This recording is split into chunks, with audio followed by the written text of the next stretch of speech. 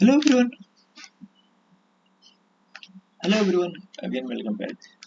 Today we have another some important nursing aptitude questions. ठीक है, तो अब तक हमने लगभग 6 वीडियो आपको प्रोवाइड करवा दी, जिसमें 20 क्वेश्चंस हैं और एक फुल फॉर्म का पूरा लिस्ट जहाँ से क्वेश्चन आ सकता है वहाँ से हमने दे दिया आपको। ठीक है, तो ये सारी चीजें हैं और कुछ हमारे पास इम्पोर्टेंट और है। इसके बाद एक वीडियो और दूंगा मैं आपको, जिसमें होगा केवल सिंबल से रिलेटेड, जो हॉस्पिटल में सिंबल होते हैं उनसे रिलेटेड क्वेश्चन पूछा जाता है। ठीक है, मैंने बहुत सारे लोगों को देखा है जो क्या कर रहे हैं कि काफी ज्यादा अपर लेवल का आपको मतलब चीजें प्रोवाइड करवा रहे हैं, बट इस एग्जाम का लेवल जो है उस लेवल तक रखा जाए तो ज्यादा ठीक है, इतना अपर लेवल का नहीं है।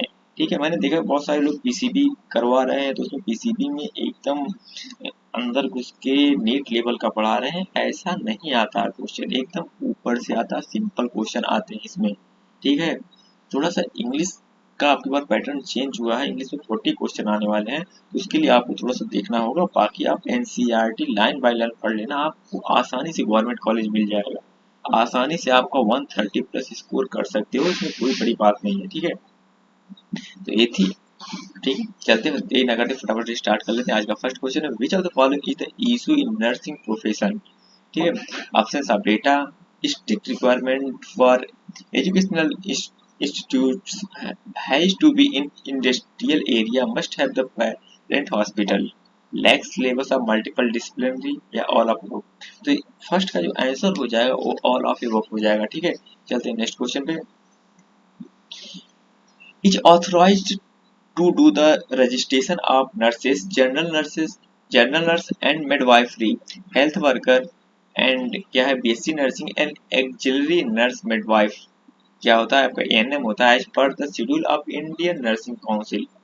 ठीक है, UP nurse and midwife council, या यूपी नर्सेस काउंसिल, या यूपी मिडवाइफ काउंसिल, या नन ऑफ दिस। इसका आंसर हो जाएगा 2 नंबर का first, UP nurse and midwifery council. ठीक है, जो authorize to do registration of nurses का जो आपको लाइसेंस प्रोवाइड करती है वो क्या करती है, यूपी की अगर बात करें तो हमारा वो UP nurse and midwifery council है। ठीक है, वो चाहे एनएम हो, चाहे जेएनएम हो, चाहे बीएससी नर्सिंग हो, सबको जो है वही प्रोवाइड करती है। चलते हैं नेक्स्ट क्वेश्चन पे।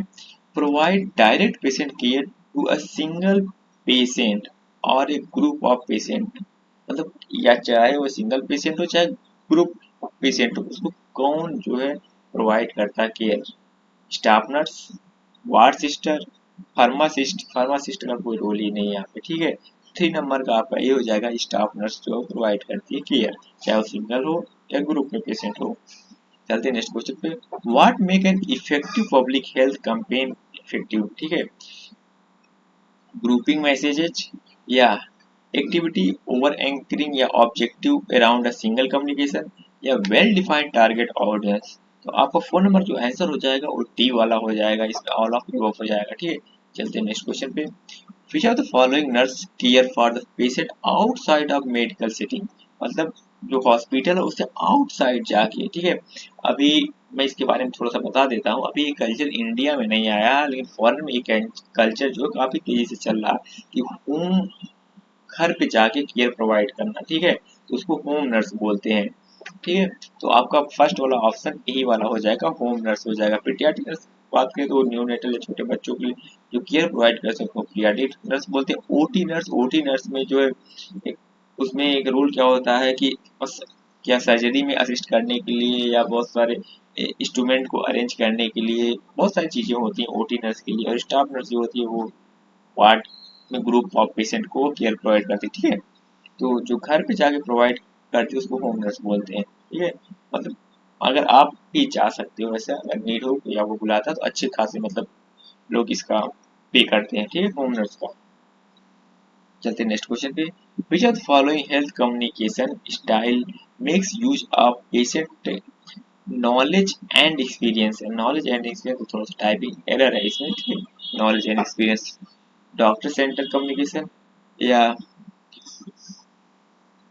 प्रैक्टिशनर सेंटर कम्युनिकेशन, या पेशेंट सेंटर कम्युनिकेशन, या नन ऑफ एबव। तो 6 नंबर का जो आंसर हो जाएगा आपका सी वाला हो जाएगा, पेशेंट सेंटर्ड कम्युनिकेशन। ठीक है, चलते हैं नेक्स्ट क्वेश्चन पे। A nurse is teaching a patient how to perform her own insulin injection. Which of the following should the nurse assess first to determine the patient experimental readiness to learn? Educational ability, culture and ethnic background, या family structure या home environment. 7 number का आपका ए वाला हो जाएगा educational, उसकी educational एक ability के अकॉर्डिंग। अगर अच्छा खासा पढ़ा लिखा है तो ठीक से बताइए कैसे करना है, या अनपढ़ है अगर उसको कुछ पढ़ा लिखा नहीं इसके बारे में तो उसको बस बता दीजिए कि इतना आपको, जैसे कि आपको अगर 8 यूनिट लेनी है तो 8 यूनिट लेके आपको अपने एब्डोमिनल एरिया में बस प्रिक कर लेना है, ठीक है, उसको इंजेक्ट कर लेना है, ऐसे बताएगी। अगर पढ़ा लिखा है तो उसको बताएगी एज ए पढ़नी ऐसे भी होगा, ठीक है। तो इसको एजुकेशनल एबिलिटी उसकी डिपेंड करता है पेशेंट की। चलते हैं नेक्स्ट क्वेश्चन पे। Which of the following activities would be important for the nurse to the complete when planning and educational program. अगर कोई एजुकेशनल प्रोग्राम कर रहे हैं तो उसके लिए सबसे नेसेसरी चीज क्या होगी? ठीक है, तो आपका आंसर हो जाएगा 8 नंबर का D, come early to set up the audio visual material. ठीक है, उसका जो स्पीकर सिस्टम होगा या किसी स्क्रीन में प्रेजेंट कर रहे हैं तो सब जो है पहले आके उसको सेट करना पड़ेगा अच्छे से, ठीक है। चलते हैं नेक्स्ट क्वेश्चन पे। What do you do when someone has broken his arm? ठीक है, अगर किसी कोई जो है आर्म मतलब किसी का हाथ या शोल्डर या मतलब कुछ भी टूट जाता है तो उस टाइम आप क्या करेंगे? स्किप एंड रन या put a plaster on it? तुरंत प्लास्टर कहाँ से ले आके पुट कर सकते हो आप अगर कहीं आउटसाइड हो? Use N antiseptic wipe, antiseptic टूटा हुआ अंदर से है ना तो वहां पे एंटीसेप्टिक कहाँ से ले आओगे लगाओगे? ठीक है, कहाँ मिल जाएगा? Put the arm in a sling. जो आप क्या है कहीं भी आपका जैसे कि बाहर आउटसाइड हो, आप रोड साइड हो, आप जहाँ पे चीजें मिल नहीं सकती हैं वहां पे आपको सिंपल क्या करना है, कहीं शोल्डर या टूट जाता है या आपका ज्वाइंट से कहीं हाथ टूट जाता है या कहीं बीच से टूट जाता है, सीधे आपको वहां पे रिस्टेन कर देना, वहीं उसको इमोबिलाइज कर देना, वो हिले डुले ना, जैसे है वैसे उसी में छोड़ देना। उसके बाद आपने सीधे पास में जो भी आर्थोपेडिक्स है वहां पे जाना है, वो अपने अकॉर्डिंग आपको ठीक कर देगा उसको, ठीक है। आपको उसको इमोबिलाइज करना, ठीक है। चलते हैं नेक्स्ट क्वेश्चन पे।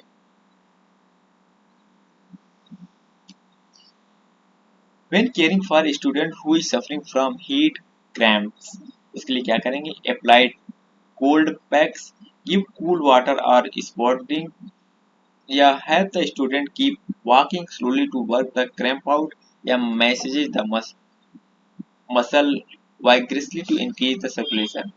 ठीक है, तो आपका आंसर हो जाएगा 10 नंबर का बी, गिव कूल वाटर और स्पॉट्स ड्रिंक। ठीक है, चलते हैं नेक्स्ट क्वेश्चन पे। इसमें सिंबल बेस्ड क्वेश्चन पूछा ही जाता है इसलिए मैंने सिंबल बेस्ड क्वेश्चन हर वीडियो में लगभग रखा है। The symbol related with the in patient department in the hospital. In patient IPD की बात हो रही है, जहाँ पे पेशेंट एडमिट होते हैं, तो यहाँ पे पेशेंट एडमिट कहाँ पे आपको दिखाई देता है? दिखाई दे रहा है आपको ऑप्शन नंबर सी में दिखाई दे रहा है, तो इसलिए ऑप्शन नंबर सी हो जाएगा। चलते हैं नेक्स्ट क्वेश्चन पे। The given symbol is related to the branch of medicine that deal with the diagnosis and the treatment of eye disorder। I disorder की बात हुए सीधे सीधे आपको ऑप्थेमोलॉजी देखना है, ठीक है। आई के डॉक्टर को ऑप्थेमोलॉजिस्ट बोलते हैं, तो ऑप्थेमोलॉजी देखना, ऑप्शन नंबर ए आपका करेक्ट हो जाएगा, ठीक है। चलते हैं नेक्स्ट क्वेश्चन पे। The symbol represent services related with the in the hospital. ये टेडी बियर सा है, एकदम छोटे बच्चे जैसा, सीधे सीधे ऐसा दिखाई दे कहीं पे, पीडियाट्रिक्स देखना। पीडियाट्रिक्स जो बच्चों के डॉक्टर होते हैं तो पीडियाट्रिक्स पीडिया बोलते हैं, ठीक है, उनके डॉक्टर उस डिपार्टमेंट को पीडियाट्रिक्स बोलते हैं। तो 19 नंबर जो यहाँ पे 13 नंबर इसका आंसर है सी। ठीक है, चलते हैं नेक्स्ट क्वेश्चन पे।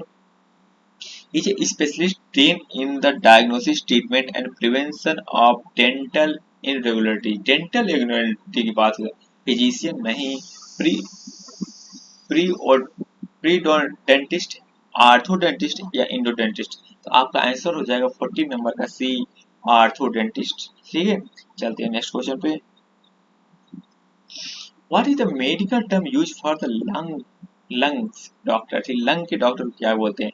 लंग के डॉक्टर को प्लूरल मेम्ब्रेन होती है, इससे आप याद रखना, प्लूरल मेम्ब्रेन से पल्मोनोलॉजिस्ट। ठीक है, पल्मोनोलॉजिस्ट बोलते हैं। ऑन्कोलॉजिस्ट कैंसर के बोलते हैं। प्राइमरी केयर प्रोवाइडर या आपके फिजिशियन हो गए। डर्मेटोलॉजिस्ट आपके स्किन के डॉक्टर हो जाते हैं। ठीक है, 15 नंबर का आपका ए हो जाएगा पल्मोनोलॉजिस्ट। ठीक है, चलते हैं नेक्स्ट क्वेश्चन पे।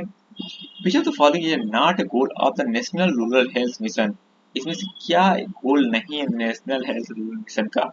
Reduction in infant mortality rate and maternal mortality ratio, या universal access to public health services, या prevention and control of communicable disease, non communicable disease होगा यहाँ पे, प्रिंटिंग मिस्टेक है, ठीक है, नॉन कम्युनिकेबल डिजीज होगा, ठीक है, एंड एम्प्लॉयमेंट गारंटी। तो 16 नंबर का जो आंसर हो जाएगा आपका डी वाला हो जाएगा, which is not a goal of national rural health mission, employment की कोई गारंटी नहीं दे रहा है, ठीक है। चलते हैं नेक्स्ट क्वेश्चन पे। Which program was launched to prevent and control major non-communicable disease in 2010? आपके ऑप्शन है national program for prevention and control of cancer, diabetes, cardiovascular disease and stroke, ठीक है, या नेशनल प्रोग्राम लेप्रोसी, या eradication mental, या national program health, या none of. आपका 17 number का आंसर हो जाएगा national program for prevention and control of cancer, diabetes, cardiovascular disease and stroke. तो 17 नंबर का ये आंसर हो जाएगा, ठीक है। चलते हैं नेक्स्ट क्वेश्चन पे।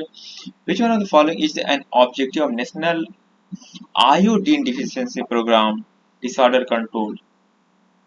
ऑप्शंस हैं survey to assess the magnitude of the disorder iodine deficiency, या supply of ionised salt in place of common salt, या laboratory monitoring of ionised salt and urinary iodine excretion, या all of above हो जाएगा। 18 number का D वाला हो जाएगा, all of above, ठीक। तो हमारे पास आज ये 3 क्वेश्चन थे। ये मोस्ट इम्पॉर्टेंट क्वेश्चन है जो कि आपसे पूछे जा सकते हैं, ठीक है। तो मैं एक बार आपको एक लिस्ट दूंगा डॉक्टर्स की, कौन से डिपार्टमेंट से रिलेटेड कौन सा डॉक्टर होता है, ठीक है। ये जरूरी है, ऐसे ही क्वेश्चन सिंपल सिंपल पूछे जाते हैं। Nursing aptitude most scoring subject क्यों? क्योंकि वो सिंपल क्वेश्चन ही पूछता है। आप थोड़ा भी इसके बारे में, हॉस्पिटल के बारे में जानते हैं, अच्छा खासा स्कोर कर सकते हैं, ठीक है। लास्ट में आपसे एक रिक्वेस्ट है, अगर अभी तक चैनल को सब्सक्राइब नहीं किया तो प्लीज सब्सक्राइब कर लेना, ठीक है। अगर कोई चीज ना समझ में आए तो आप कमेंट करके पूछ सकते हो। मैंने इंस्टाग्राम की लिंक भी डाल दिया। अगर आपका एग्जाम के बाद कुछ भी काउंसिल से रिलेटेड या कुछ भी, या हमारे कॉलेज ऑफ नर्सिंग एसएनएमसी आगरा की बात करें, इसके बारे में जानना हो, या किसी और मेडिकल कॉलेज के बारे में जानना हो, क्योंकि लगभग हम लोग आपस में एक दूसरे से जुड़े हुए हैं, तो हर कॉलेज के बारे में लगभग सारी चीजें पता ही है, तो आप उससे पूछ सकते हैं, ठीक है। ठीक है, मिलते हैं नेक्स्ट वीडियो में। Thank you.